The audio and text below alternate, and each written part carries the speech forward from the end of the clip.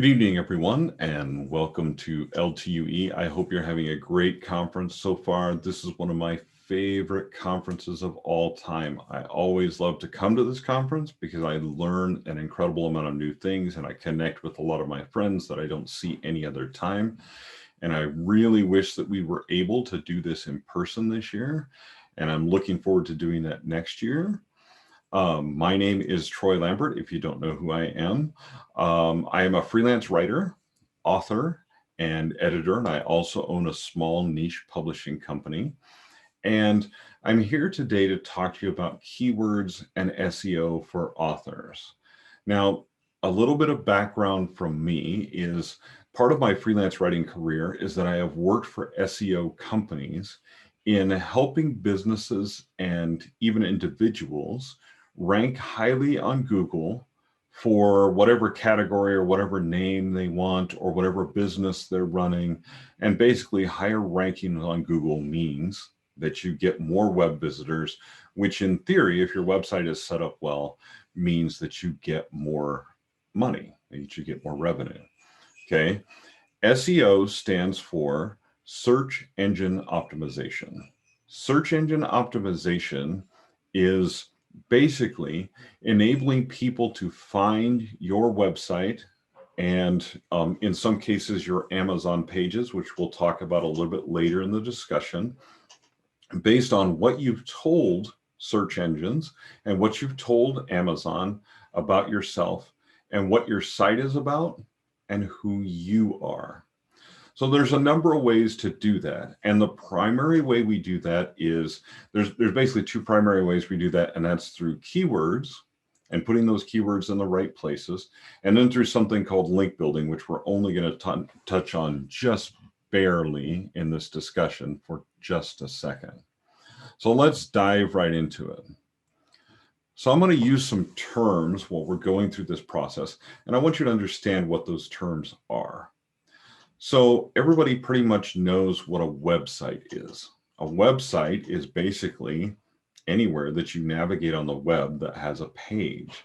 Now, as an author, you should have your own website, and your website should have a name that is related to something that you're going to do. And we're going to talk about that in whatever you're doing. And we're going to talk about that in a minute. A landing page is something that's on a website. And on your screen, you're going to see an example of a landing page.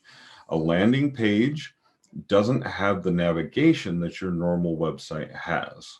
So when you land on a landing page, ideally you have only one choice. And your choice is to click through on whatever the person who designed the landing page wants you to do. In this particular case, it's a web page, it's an email list sign up. So your only choice is to basically fill out the form or close the web page. That's it. There's no other place. You can't navigate to the main menu.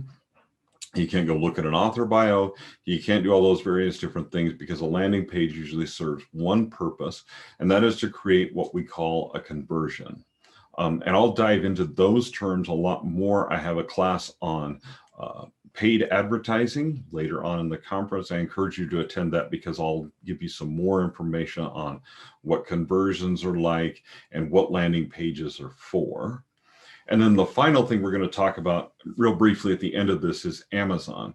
The reason we're going to talk about Amazon kind of briefly is not because Amazon doesn't matter, but it's because there are only certain things you can do with keywords to improve your rankings on Amazon. And they're very much related to the same things that we're going to talk about going through for Google.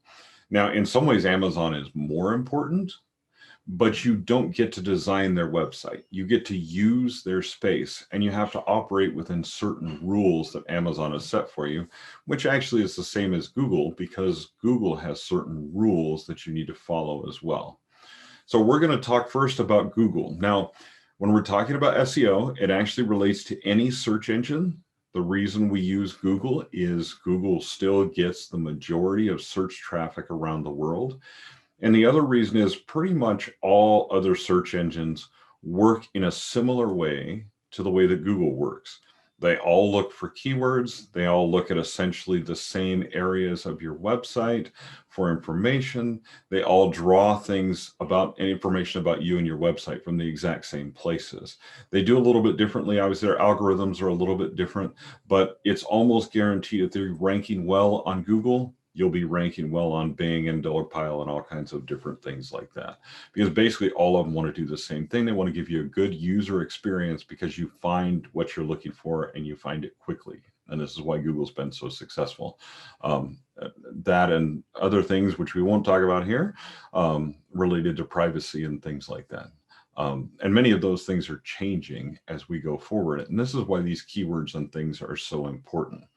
So let's dive into the Google side of keywords. So when it comes to Google, like what are keywords? Well, keywords are any of the words that are anywhere on your website. This includes the keywords that are in the background, which are things like your metadata and descriptions and things like that we're going to talk about in a few minutes. And it includes, if you write a blog post, it includes all the words in that blog post, and especially those that are in headings. So when you read a blog post down a web page, you'll see that there are headings in there, various types of headings in there. Those headings are there for a reason, because it signals to Google and to the person reading, this is what this article is about. And more specifically, this is what this section of this article is about. So that's what keywords are. They're any words that are on your page.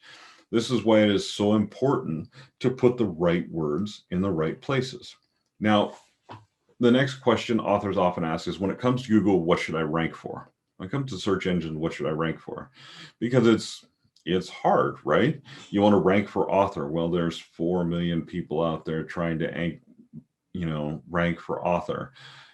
The good news is this: most of those people are not doing it in a big way professionally. So you actually will have less competition for that than what you think. But it is also a little harder to do because people don't necessarily search for just the word author on Google. They generally search for something very specific. So what do you want to rank for? Well, you want to rank for your name, number one.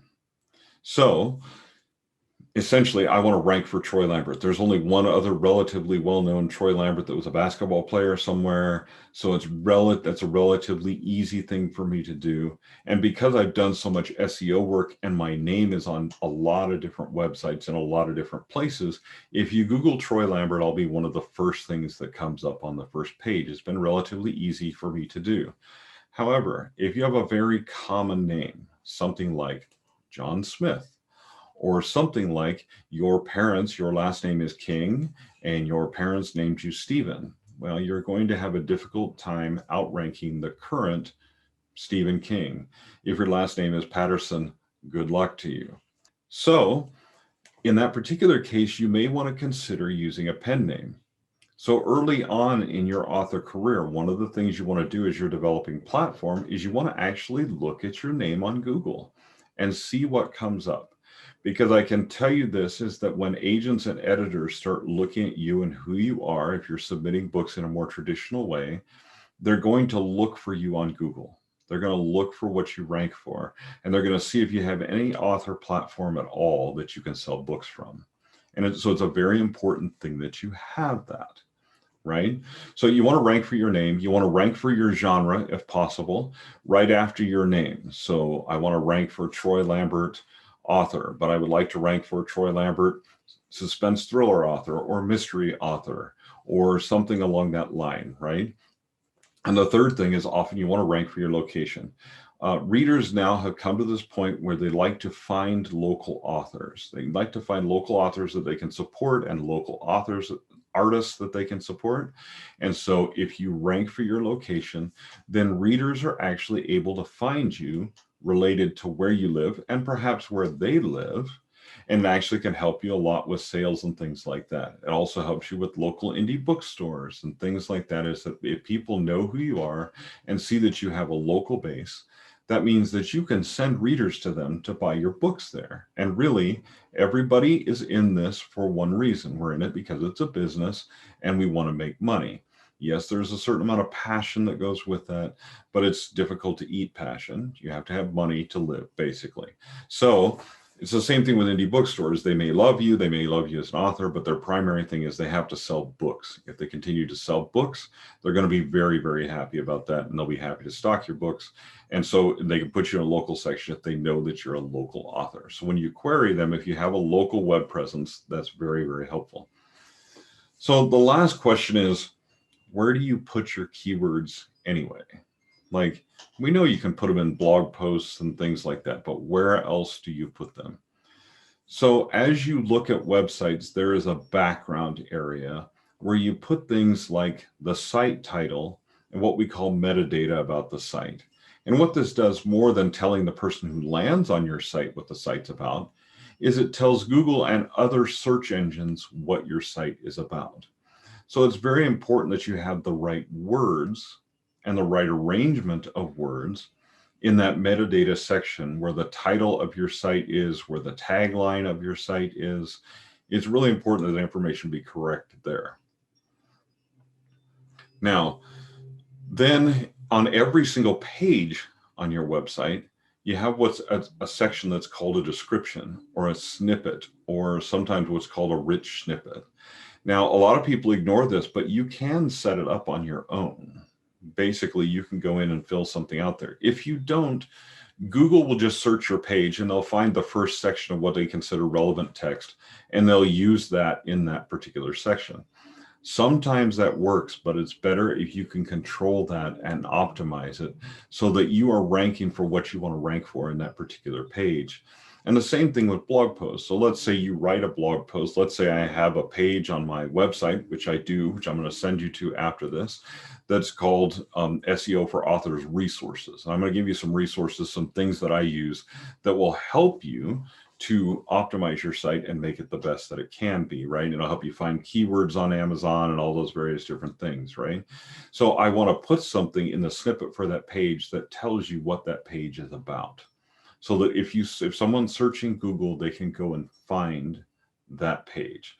So those are the places that you put keywords for the most part. Now, there are other things, some other technical things you can do that we're going to talk about in a few minutes, but those are the primary locations for those words. And then the actual language you use on the site. Again, the things that you put on your homepage that says, hey, this is who I am, this is what I do, this is what I write. Those things, that comes basically from that same thing. Put keywords in those places. Okay. So we're going to talk about some technical stuff for just a minute, and we'll dive a little bit deeper on it. And I'll try not to go too deep on it, because the reason is obviously you're going to get probably a little bit overwhelmed by this. And it is very, very technical. Some of it is very, very technical. So that's what we're going to talk about, some other things at the end of this section about whether or not you should design your own website or have someone do it for you. The thing is, even if you're going to have someone do it for you, you need to understand what these things are, so that basically you can understand, are they doing a good job for you? What does that look like?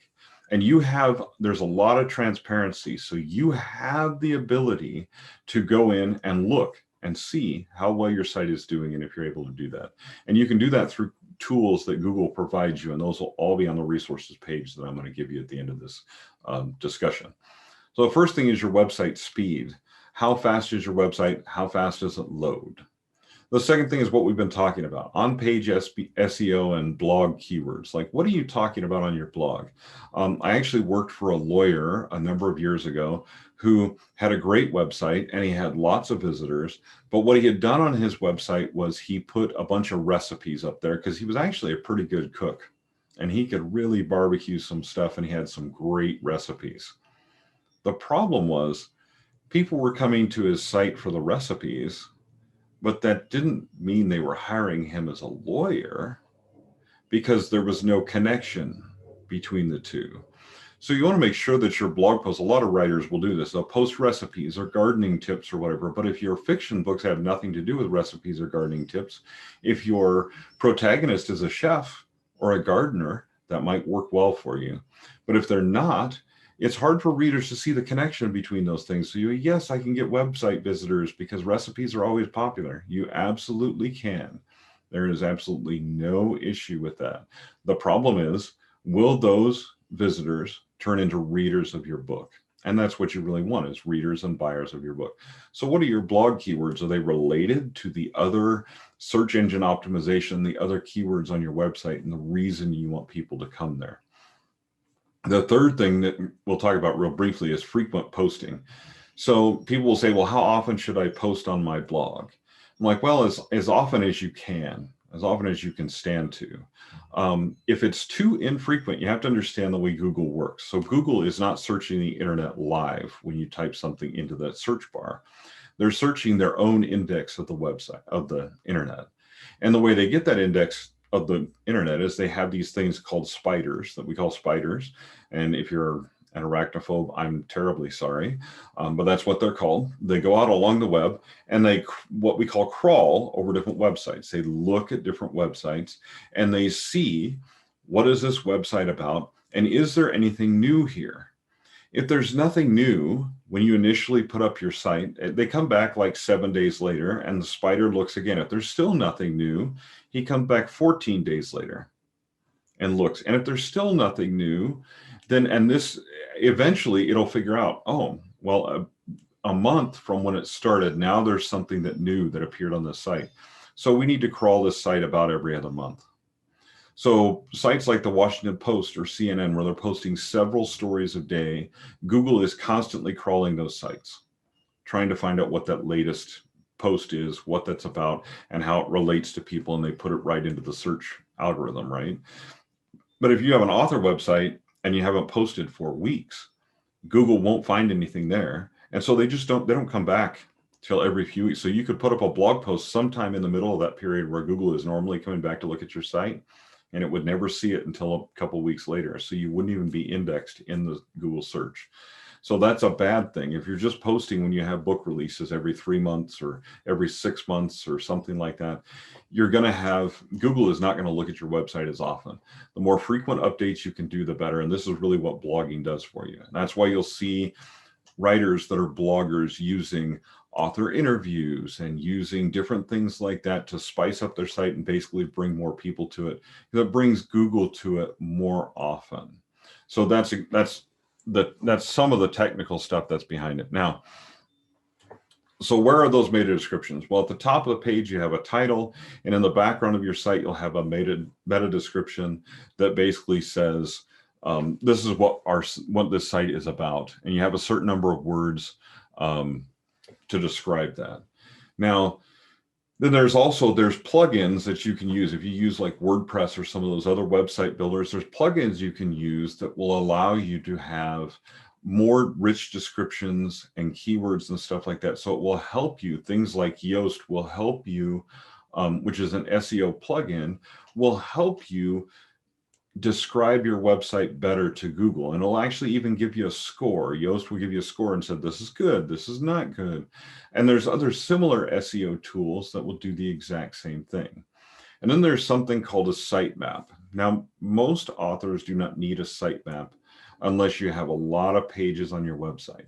So if you're selling books directly through your website, not necessarily through Amazon and other places, so you're not sending people out to those places, but you primarily want them to buy books from your site, if you have a page for every single book, you might have a lot of pages, and you might even have your own store.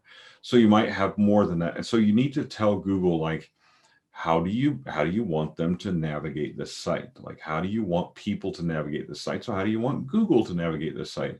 And you do that by basically giving them a map, and it's called a sitemap. Now, there's a lot of technical stuff that goes on with sitemaps, but most of the time authors can use one that's automatically created by your host or by WordPress or by a plugin or whatever, and it works absolutely fine. But if you are basically like selling merchandise or things like that, so you're doing a lot more of an e-commerce type thing, you don't want to be aware that sitemaps are an important part of how people look at Google. We did mention that Google has rules that you have to follow, and they're actually making some changes to those rules. And they make these changes all the time, but usually when they're having a major one, they let us know ahead of time that these things are coming. And in this particular case, they have let us know ahead of time that there is one coming this year, actually very quickly. And it's called Core Web Values. Now, what is that about?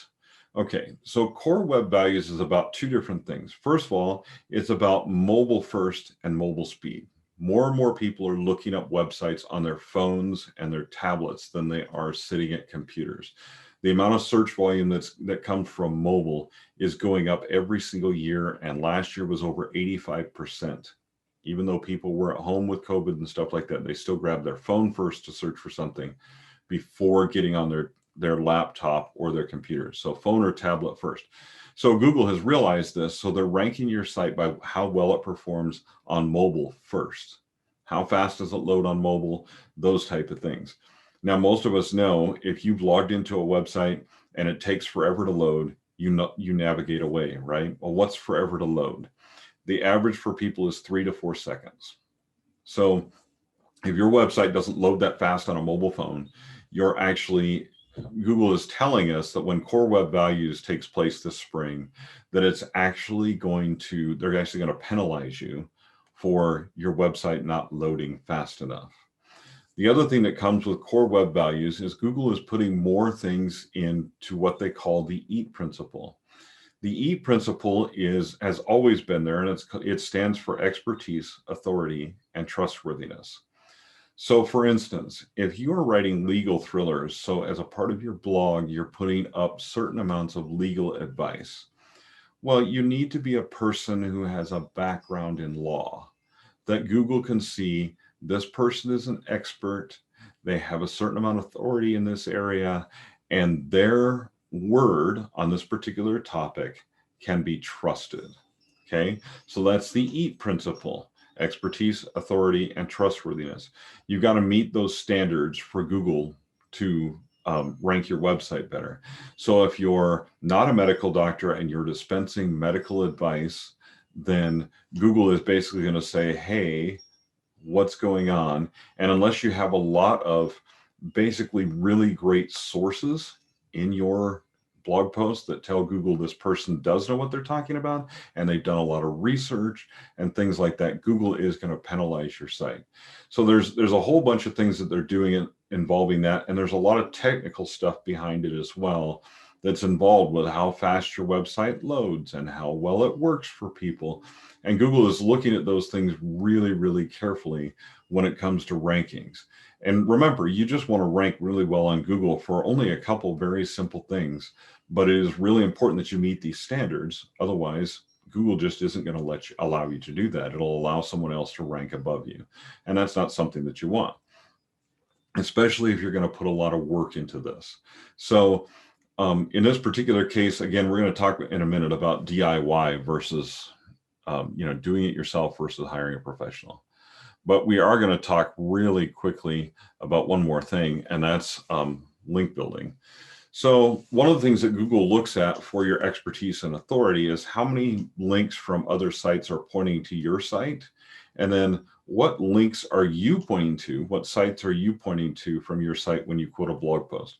So for instance, if you wrote a blog post about, let's say, Easter Island, and you pointed to the Wikipedia article about it, Google isn't going to count that very well. Wikipedia doesn't count, even as great as Wikipedia is for finding information about things, it doesn't count as a very authoritative site. They want it closer to more of an original source. And I'll actually have a resource about that on my website, on the page that I'm going to send you to, that talks about original sources, what those are, what count, but reputable news sources, reputable things like National Geographic would be a much better thing to point to for Easter Island than the Wikipedia article about it. Okay, the other thing is, who is linking to you? So this is one of the reasons that you want to do blog tours when you have your books. The reason is very simply is that that's going to get you a link on that person's website back to your website, and Google's going to say, okay, this website really is about writing because all these other websites think it's about writing, or this website really is about thriller books because all these other websites feel like it's about thriller books. And the more high authority of those websites that you're on, so for instance, if you were to get an article on Huffington Post that pointed back to your website that talks specifically about your books, or on Forbes or on something like that that's a big high authority website, which is very difficult to get your material on, but you can do it, then in that case, Google knows right away, this is a really important site.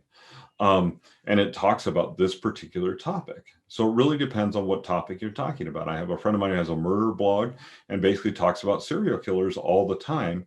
And she's gotten some really great rankings on Google by basically presenting some really unique articles about serial killers and their background and stuff like that, that other places have wanted to link to. And as a result, she gets a lot of domain authority. You can also do this by just building a lot of smaller links. So you have several blog tours or blog posts on other writers' websites that are in your genre. Now remember, it's really important that these are in your genre, or that they're like book reviewers who review a lot of different books that are very similar to yours, right? So those websites are the ones that count. If you are a thriller author, you may not want your link on a romance page because it tells Google the wrong thing about your website. It says, oh, this guy says he's a thriller author, but there's romance links pointing to his site. So that's really weird. So we're not sure what this site is all about. You don't want Google to think that about your particular site. So link building, it's an entirely complicated topic, and I'll actually have another resource on my website that'll talk about link building, what it is, whether you should do it as an author, and what that actually looks like. Now, one more thing before we move to talking about Amazon is I want to talk real briefly about keyword stuffing. Now, keyword stuffing used to be when I first got into SEO about 12 years ago, it used to be a big thing because basically Google and other search engines were not as smart as they are now. So in order to tell it what your site was about, you had to tell it the same thing over and over and over again. So instead of using a pronoun, you would use the actual words you were trying to rank for. So if I put my bio on that site, it'd be Troy Lambert, thriller author.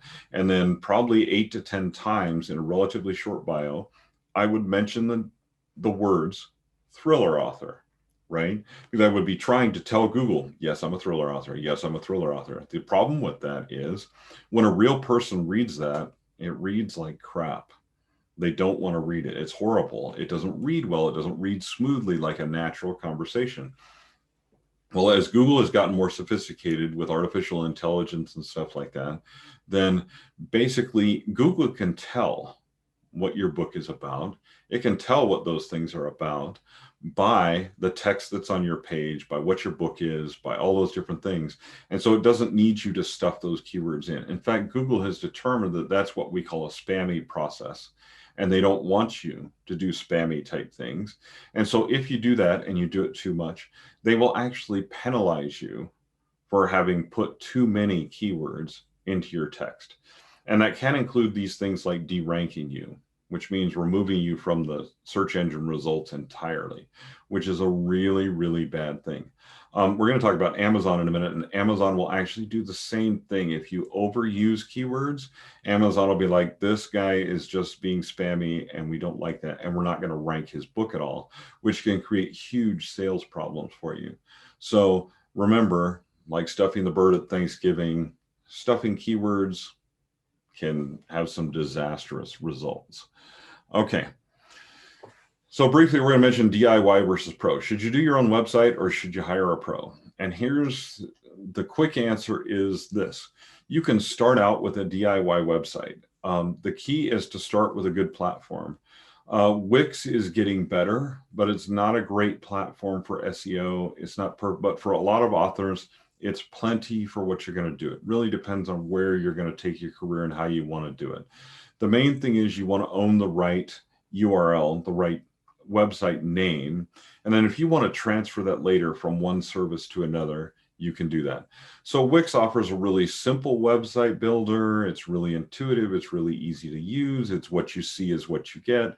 They have templates and things like that that you can use, and it works really well. You can also use WordPress, which is my preference. They also have website builders that you can get. Some of them are free. Some of them cost money. And some of the ones that cost money are well worth it. Divi and Elementor are two of the ones that I use on various different sites, and they're extremely worth it because they offer you a lot of features that other website builders and stuff won't, and it's very, very easy for you to use, and it's easy for you to set up your SEO and stuff like that, right? So you can do your website DIY. The question you have to ask yourself is it worth my time, or is it worth paying someone to do it who's a true expert in it, who can create a better site in a shorter amount of time? And in the meantime, I could be writing rather than fiddling around with my website.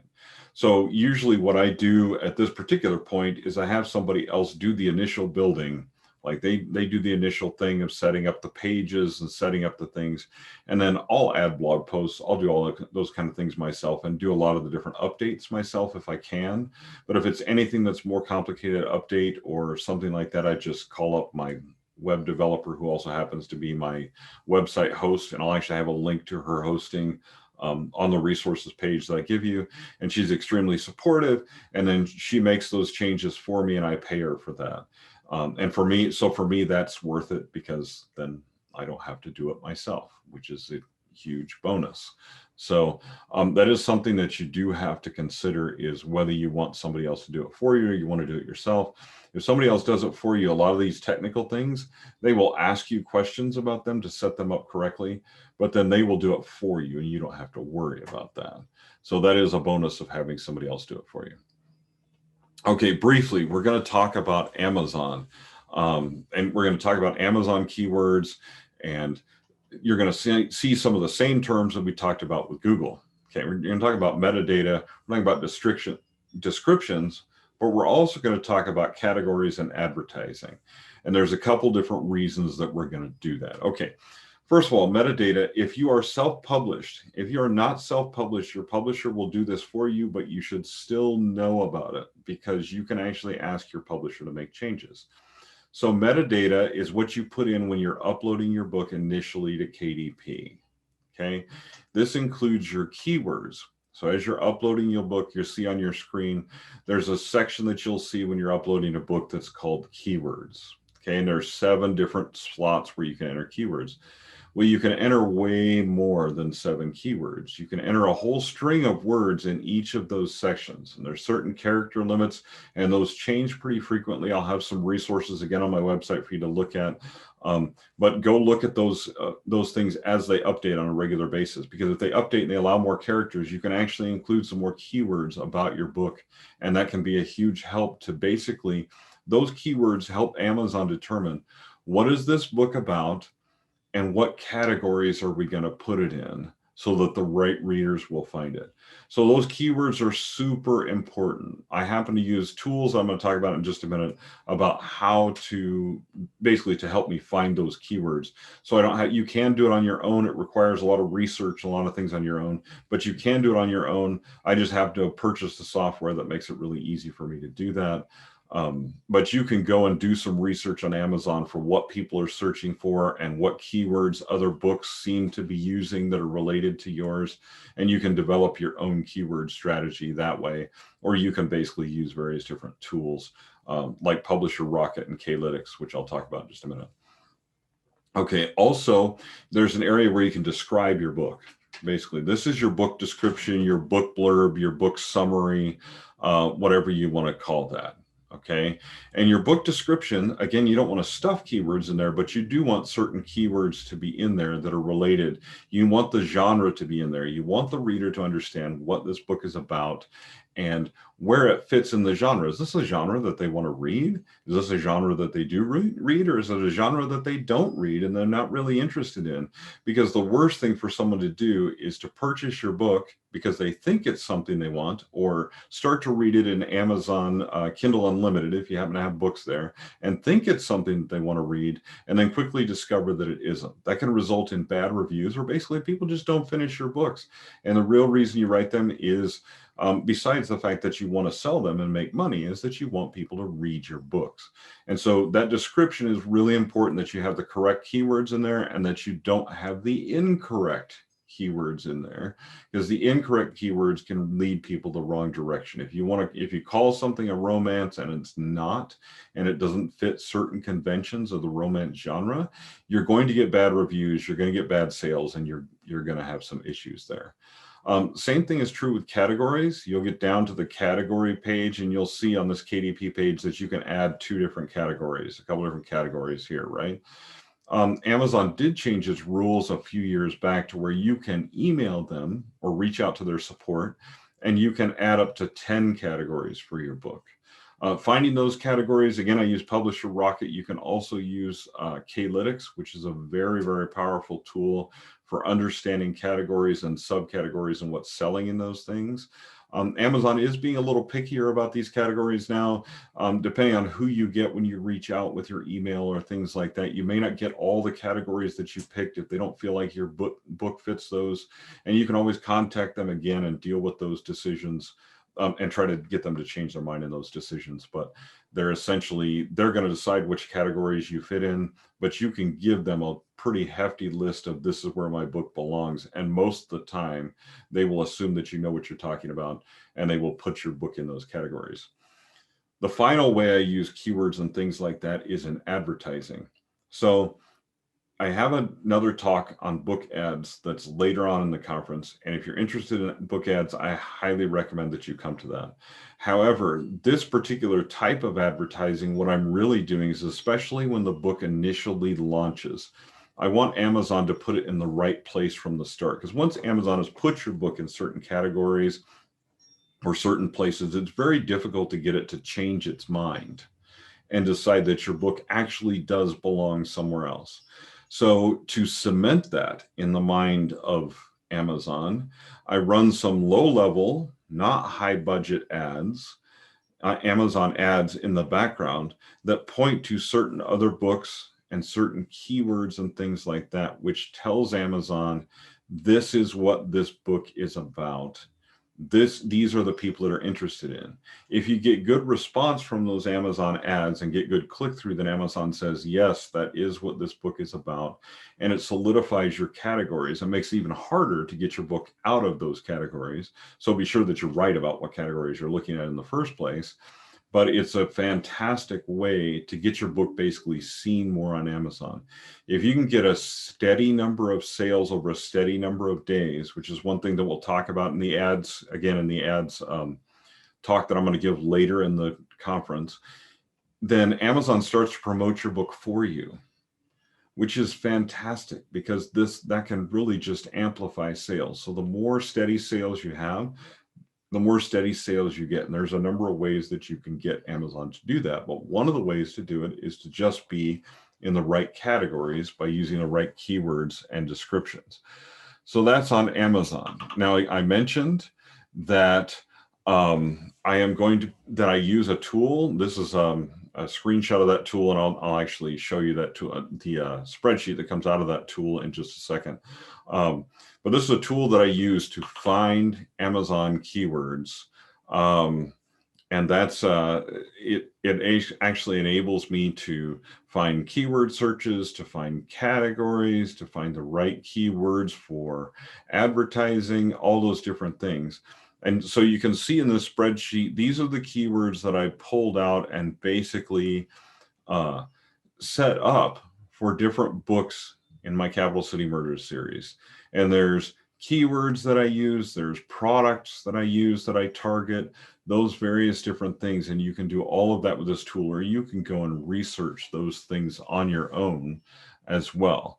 So that's how you find your Amazon keywords. And again, I'll have some resources on my webpage for things like that. So if you're an author, you have landing pages on Amazon. Your landing pages are twofold. Well, there's actually 3 types now. So there's your book page, which is where people go and find your book.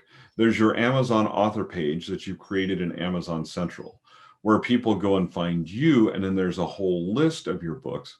Then there are also series pages, which series pages include all of the books from one of your series. And series pages are extremely valuable because there are a lot less distractions on series pages than there are on your regular Amazon page. But you'll remember when we talked about landing pages usually have only one choice of something to do. Join my email list, buy this book, that different thing, download this free copy of this book, something along that line, right?